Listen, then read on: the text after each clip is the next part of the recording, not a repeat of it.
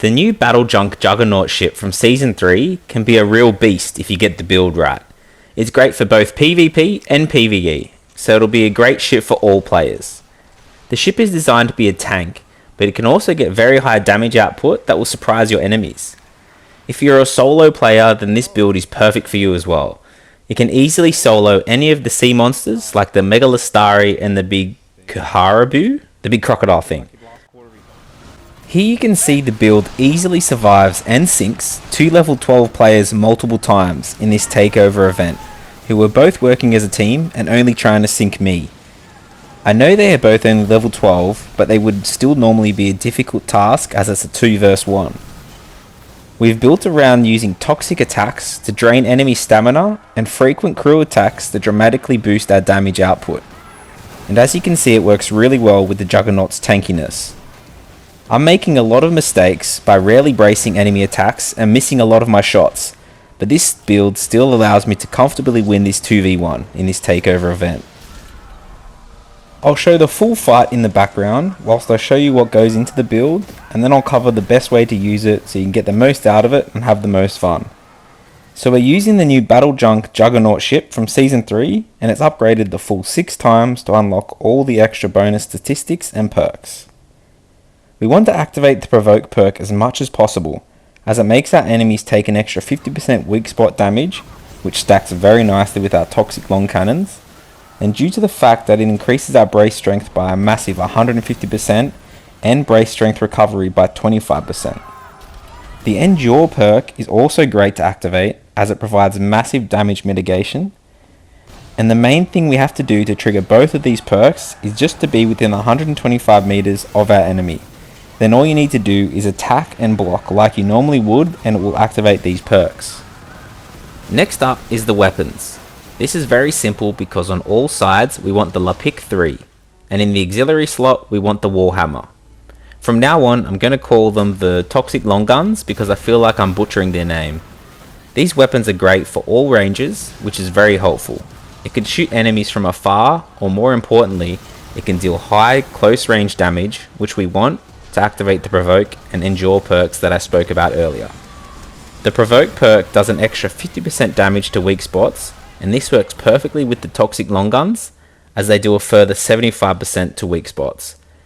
So if you can hit enemy weak spots with this build, you will hurt them very badly. It's great for the big weak spot areas on the rear of sloops and sandbooks. Plus, the toxic damage drains enemy stamina so they can't brace or fully trim sails as often, which, when you try this build out, you'll really notice.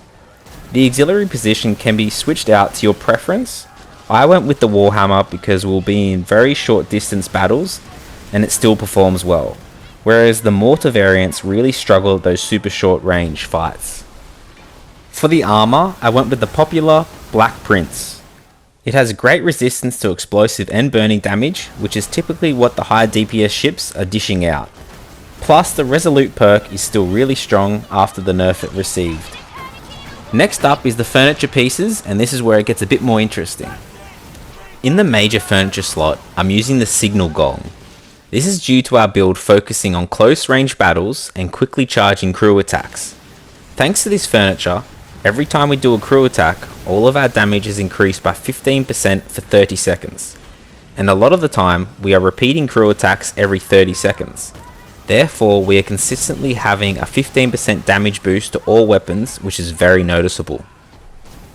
This works perfectly with the new First Mate's Ledger furniture piece, as every time we do a crew attack, we restore 15% severe damage, which is good as a lot of players use severe damage builds at the moment, such as flooding. We also get a 10% crew stamina recovery time, and a big one is we increase our crew ability range by 5%. That may not sound like much, but being able to crew attack your enemy when you're out of their range is very powerful. Then to increase our toxic long gun power, I use Long Gun Works, as it increases the piercing and toxic damage by 19%.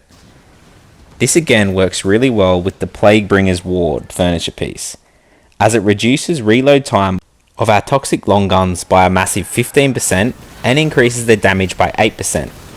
These two furniture pieces really help our long guns pack a punch.